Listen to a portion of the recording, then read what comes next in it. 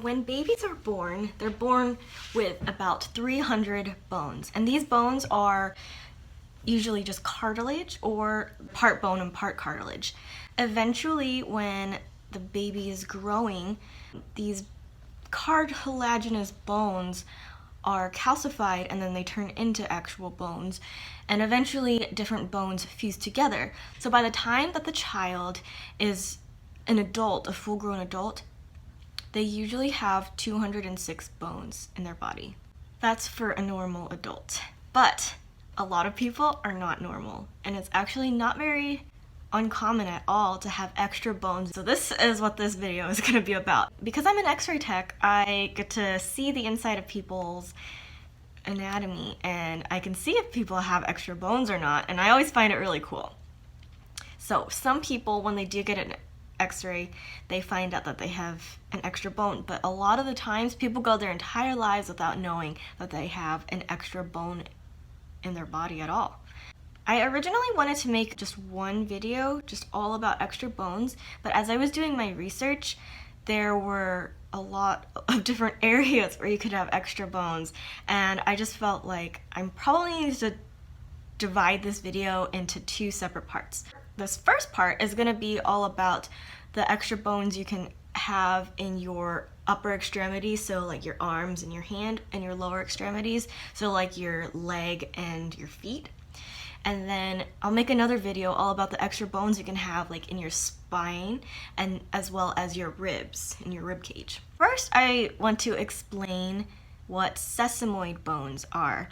These are bones that are small and round, and they're embedded in tendons and muscles. So they help to protect the tendon and act as pulleys to increase the efficiency or mechanical advantage, so you don't have to use as much energy or force to move your joints. It's kind of hard to explain.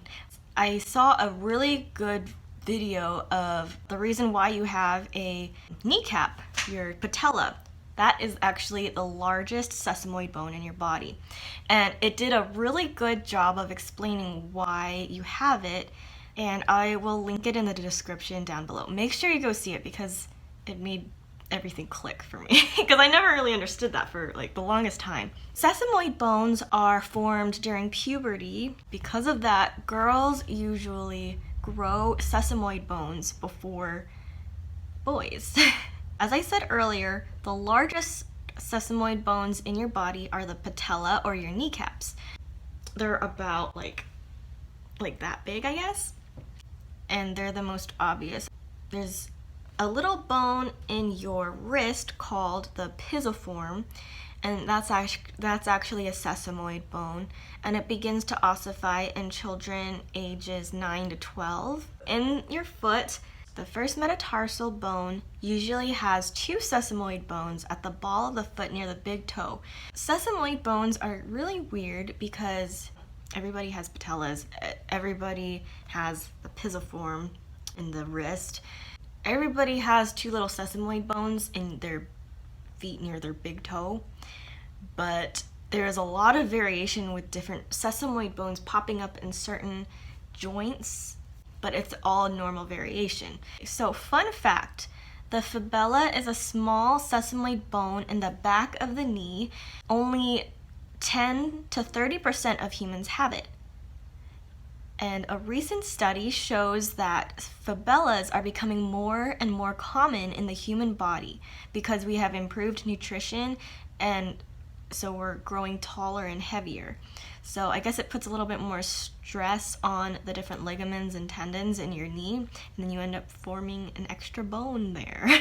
The normal human foot is composed of 26 different bones, but there are lots of areas in the foot where extra bones seem to pop up a lot. So there are 3 main areas. I have an accessory navicular bone. It's an extra bone next to the navicular bone of the foot. There's also an area of the foot called the os perineum, which is found on the outside of the foot.